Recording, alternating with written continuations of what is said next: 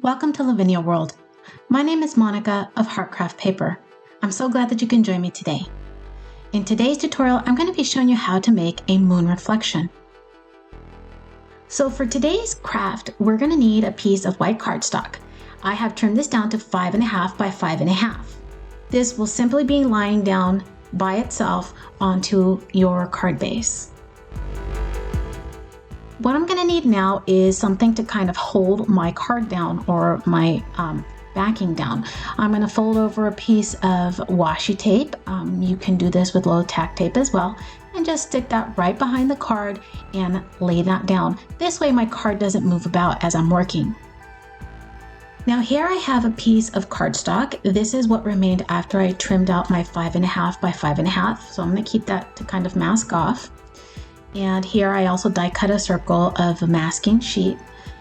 I believe this is Inkadoo. I'm not too sure, but that's okay.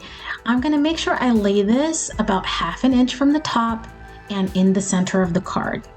This way it's not too far over to the right or to the left. I wanna make sure that it creates that reflection, as that's going to be the centerpiece to my card. Now, typically I like to fast forward, but I'm not going to be doing that quite too much on this video because I want to make sure you're able to see quite a bit of it. I'm going to take that piece of cardstock and mask over the lower portion of my moon. I'm just going to make sure that it is quite a bit lower than what I currently have it, just because I don't want it to be too much of the moon, but I also want to make sure that I'm able to have enough space for that reflection. I'm going to stick this down to my glass mat with some washi tape along the side. I don't want to cover up any of that space above my cardstock. Otherwise, it's going to create a lot of issues as I go through with my blending. Then I'll have to go back and reblend, and I just don't want to have to do that. All right, we're ready to start. Now I'm going to bring in my distress oxides. I have black soot.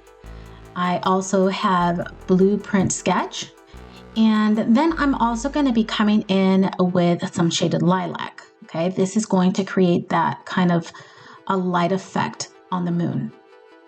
I'm going to start with blueprint sketch. This is my mid-tone, and for this I'm going to be using my blending tool just because I want an intensity of color. Using blending brush, it would take me quite a while, and I wouldn't get the same amount of intensity that I want out of this particular color.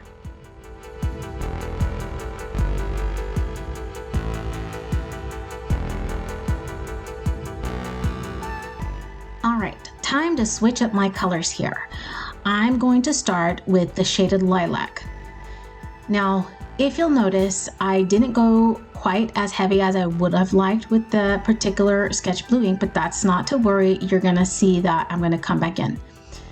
For the shaded lilac though, you want to make sure you're pouncing the color rather than actually blending it in. I don't want it to become a part of that sketch blue ink.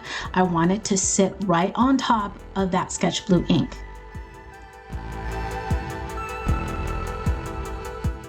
Okay, so now as you can see, I've created this light halo here with the sketch blue ink.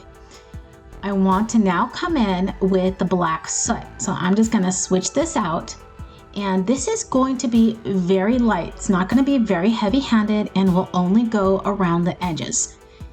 The reason for this is because I want it to now become a part of that sketch blue ink, but very light, just kind of creating more of a gradation effect from that sketch blue ink. Now I'm going to bring back that sketch blue ink. I want to make sure that I'm going to blend in enough of that sketch blue ink over the black soot, just so that way it becomes more of a darker blue rather than black. This will create that effect. It's coming out with a very nice shade of blue. Let's remove the masking and see what this is going to look like underneath. I'm kind of excited to show you this effect. How beautiful is that? Okay, let's flip that masking circle around and lay that all along the edge here. Now I'm going to utilize the coloring on the masking tape to kind of line up the bottom there. I will repeat the same masking process as before. So here I'm going to be bringing in sketch blue ink to the sides here.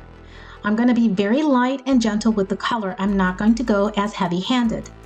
And the reason being is because the moon is reflecting some of that light onto the water and lightening up that image, or the image of the sky, quite a lot.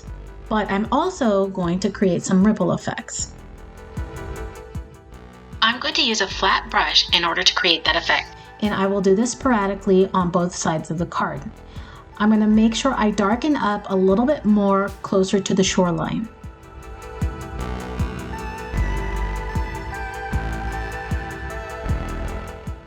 So here I'm going to be using shaded lilac in order to create that halo around the moon. I don't want to go too heavy-handed on this again as I did previously. I just want to pounce in some light color around the edges and just create that ring. All right, let's have a look to see what this looks like. I'm going to remove both masks and set them aside for later. The moon as is just stunning. I absolutely love how it looks up there. Now you can see the variance of that water and how much that light effect created on the reflection there and how well that worked. Okay, we are now ready to bring in some color onto the inside here. I'm going to do this by grabbing a piece of tissue paper in order to pick up some of that shaded lilac and just dab it onto my moon here and there. This will help create that effect of, craters and canyons in the moon that you see. Just those dark spots that you see on the moon. I'm going to try and also replicate this on the moon below that's on the lake. I mean, it's not going to be exact, of course, but you just want to try. And what I'm doing is I'm just pouncing that color in here and there, and I'm trying to be as gentle as I can on some spots, darker on others. So it really is more of how much pressure you actually apply and just being very sporadic about it and trying to match. Once I'm done with that, I'm going to go ahead and bring my dauber in and just apply a little bit more intensity here, just by adding in some more coloring along spaces that I want it to be a little bit more intense. Maybe drag out some of that color or kind of create more of a shaded gradation so that it just doesn't look like a whole bunch of patches. And I think that worked absolutely perfectly. Now I'll also be utilizing some of this color along the edges of the moon as well, just to create that light effect. Again, the moon reflecting the sky onto itself, or as it comes towards the edges of the moon, it becomes darker because of the sphere itself. Now I got this idea from the times that I visited Venice Beach when I was younger. I am a California girl, and so we would always go every single weekend to go visit the beach. And this was something that I remembered going to go see the artist who would utilize spray paint tops and just kind of create these cosmic scenes that were absolutely stunning. And I thought to myself, if they can do it, why can't I?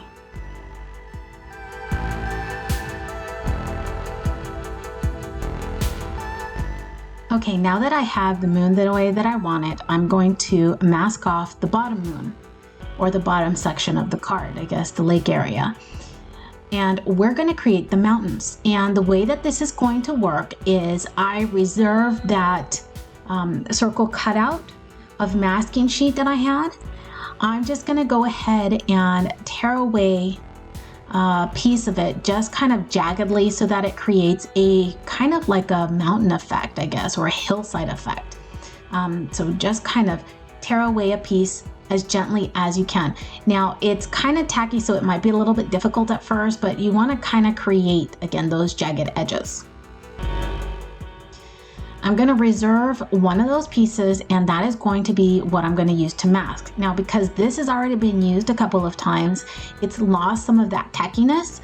So I just want to be gentle, make sure I press it down. And the way that this is going to work is I'm going to use the black soot in a sliding motion in order to color in those areas.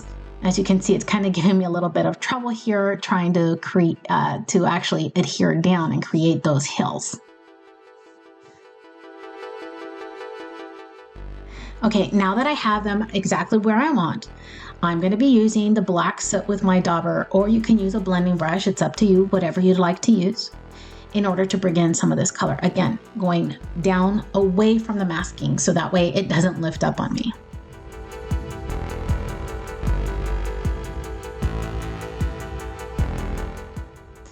All right, time to reveal.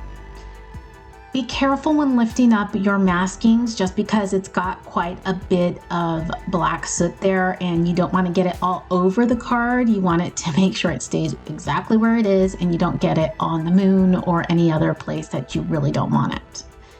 And look at that, absolutely stunning. Now I'm going to reverse the process and try and mimic those hills on the reverse side of the card. It'll be a little bit tricky, but that's okay. Try and get it as close as possible as you can. I mean, it's not going to be perfect. Just a reminder, it's in a lake, it's got some ripples, so it might kind of distort those images a little bit, but as long as you get as close as you can to that particular mountain effect, you should be good. Here, I'm just trying to align as best as possible. I mean, it does take me a bit, but I do kind of create a similar scene. And again, it's not perfect, but I get it as close as possible. Just a reminder, make sure you're doing your coloring away from the circular masking tape. Now here, I'm going to have to reset that particular mountain scene just to make it a little bit closer to what I have above. And as you can see, it came out perfectly. I was able to mask off quite well with a little bit of a jagged edge, but that's okay. I think it turned out perfectly. So here's a closer look at what this card will look like. And you can see it's got that little divide right between the shoreline and the lake. And the coloring brings out that effect of it being a reflection. Let's decorate this with Dancing Till Dawn. This is a fairy stamp set that I absolutely love with all these dancing little fairies and kind of celebrating the moon, which I think fits perfectly for this particular background. So first I want to check placement. Now I got this tip from Miss Bonnie and she used the film of paper that comes with your stamp in order to kind of lay out her card and figure out where exactly she wanted to place her items and her images. And I think this is where I want it. Just in case you're wondering, yes, I'm continuing to use that black soot Distress Oxide for my particular image just to kind of keep the same coloring that I had on my little hills there. I did have to end up stamping off several times, but this actually worked quite well. I love how the image came out.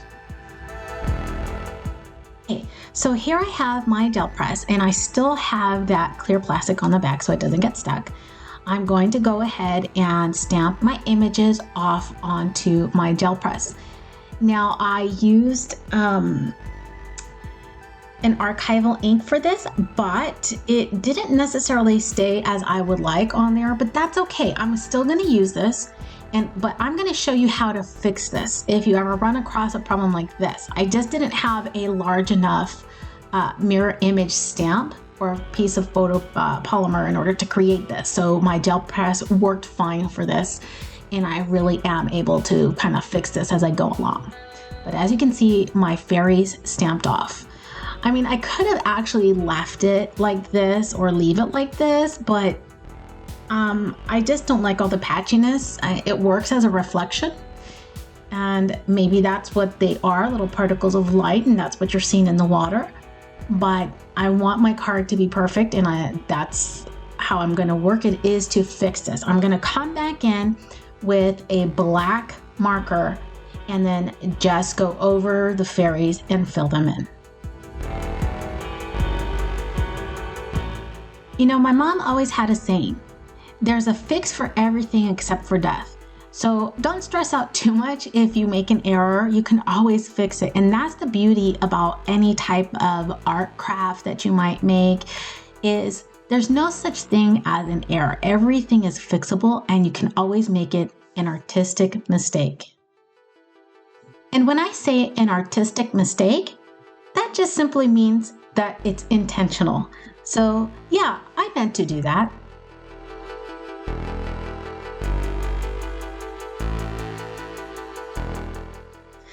Okay, let's go ahead and have a closer look. As you can see, they colored in very well. And of course, there's going to be some blotches here and there, but that's okay because again, that is a reflection. So I have absolutely no issues with that. I think this turned out beautiful. Now I just need to add in a couple more embellishments. I have the oak leaf branch. Now I'm going to be using this to give the effect of you're peeking through a set of tree branches, spying on these fairies that are celebrating in the moonlight. And I did create the reflection as well, so I stamped off a little bit and just kind of created that right onto that lake scene. Again, I'm not trying to cover up too much, but I do want to make sure that I get that same idea on the bottom side, because again, you want to make sure that as a reflection, you're getting almost every detail. Next, I'm going to come in with a jelly roll pen and just create some stars here and there in the sky. I think I decided to kind of go with some zodiac layouts. Here I have the Big Dipper. I think I came in with Aries and a couple of other ones, Orion's Big Belt or Orion's Belt. Sorry. And I repeated a couple of stars down in the lake below. Not too many because as you can see, it's slightly cut off and it's only a portion of the sky that's showing. Okay, so all that's left is putting our card together. And I am simply gonna adhere this onto my card backing with liquid glue. How simple is that? You've created so much detail on the card that it doesn't need anything else. And it's absolutely beautiful this way.